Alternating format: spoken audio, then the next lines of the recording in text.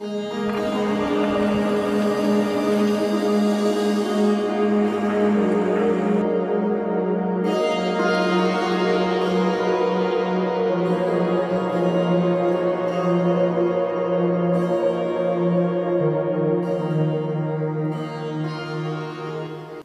भारत है और हम लोग उस जगह से ज़्यादा दूर नहीं हैं जिसे जानकार कहते हैं मिशंस का कब्रिस्तान। मैं बिहार में हूँ जो 10 लाख से ज़्यादा लोगों का घर है। गरीबी और कुपोषण यहाँ बहुत ज़्यादा है और एक आदमी की औसत आयु सिर्फ 53 साल है।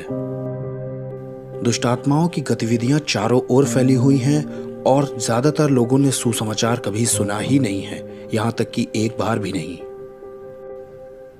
हजारों सालों से हमारा जीवन कठिन रहा है।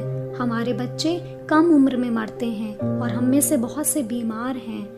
आत्माओं, दुष्ट आत्माओं को बलिदान चढ़ाकर हम कोशिश करते हैं खुश रखने की। हम उन्हें जानवर देते हैं, कुछ अनाज देते हैं और यहाँ तक कि अपने बच्चे भी दिए हैं, लेकिन ये फिर भी आते हैं और कभी कभी जान भी ले लेते हैं।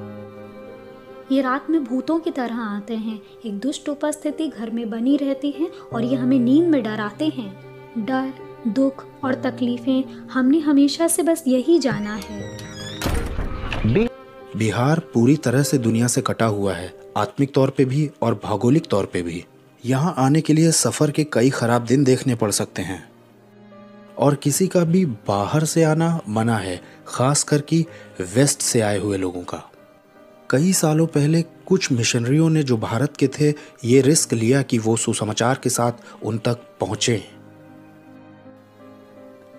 हमें नहीं पता था वो कौन थे, वो क्यों आए थे और उनका संदेश हम समझ ही नहीं पाए।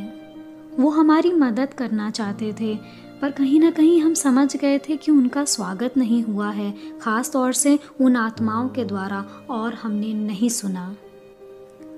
तब वे लोग बीमार पड़ गए। पहले एक पड़ा, फिर दूसरा। एक ही दिन में दोनों लोग। हमारे बीच में से 4 और लोग मरे और हमें लगा कोई बड़ी शक्ति हमसे नाराज हो गई है क्योंकि हमने इन लोगों को ग्रहण नहीं किया। और तब वो हमें दिखाई दिया और हमारे सैकड़ों लोगों को भी। एक आदमी जो लहराता हुआ लबादा पहने था और उसकी दाढ़ी थी, वो बादलों में हमारे गांव के ऊपर मंडरा रहा था। वो रोते हुए पहाड़ों पर चलता हुआ दिखाई दिया जैसे वो प्रार्थना कर रहा हो। कुछ लोगों ने उसे गांव के पास से गुजरते हुए भी देखा, रात में भी और दिन में भी। और हमने ऐसा व्यक्ति पहले नहीं देखा। वो बहुत गहरे दुख में था और जैसे वो अचानक दिखाई दिया था वैसे ही वो चला भी गया। लेकिन वो दिन भी आया जब कुछ और लोग पहुंचे और इस बार वो एक फिल्म लेके आए थे और ज़्यादातर लोगों ने ऐसी चीज़ कभी नहीं देखी थी। ये एक आदमी की कहानी थी और उन्होंने कहा एक अच्छे आदमी की, पर हमने जैसे ही पर्दे पर उसे देखा वहाँ पर हलचल मच गई और हम सब चौंक गए और हर कोई चिल्लाने लगा, ये तो वही है, ये तो वही है जिसे हमने बादलों में देखा था और जिसे रोते हुए देखा था।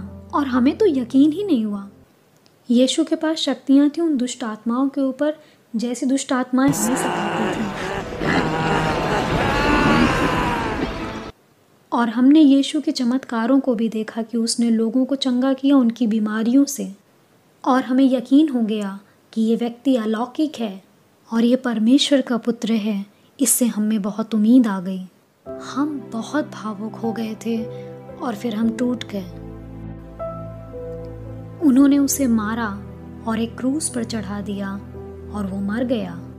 ऐसा कैसे हो सकता है? और हमारी उम्मीद डर और अंधकार में फिर से बदल गई।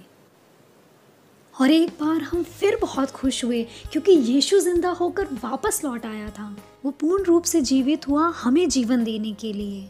हम खुशी से झूम उठे और हम ये समझ गए थे कि उसने हमसे प्यार किया, उसने हमें क्षमा किया और अनंत जीवन दिया। ज्यादातर लोग जो देखने आए थे उन्होंने मसीह को ग्रहण किया उद्धारकर्ता के रूप में। बहुत से चर्च लगभग तुरंत ही शुरू हो गए और अंधेरा चला गया। परमेश्वर का वचन फैलने लग गया और बहुत सारी कलीसियाओं का जन्म हुआ 2 साल के अंदर। इस फिल्म के प्रभाव की वजह से हम मानते हैं कि लगभग 1 लाख लोग मसीह के अनुयायी बने हैं। ये देखना बहुत ही अच्छा लगता है जब लोग समझते हैं पूरी तरह से कि परमेश्वर आखिर उनसे क्या कह रहा है इस जीसस फिल्म के जरिए से। गोसाइनी मेन आसी की नंदे मेरे गंते कैकल की गुट्टा केन एंगे कटपे हालांकि इस तरह से उन्हें उनके नए विश्वास में बढ़ते हुए देखना बहुत रोमांचित करता है। ऐसा लगता है उस भीड़ में जैसे कोई बिजली सी उतर गई हो जब वो मसीह के सुसमाचार को अपनी दिली भाषा में सुनते हैं।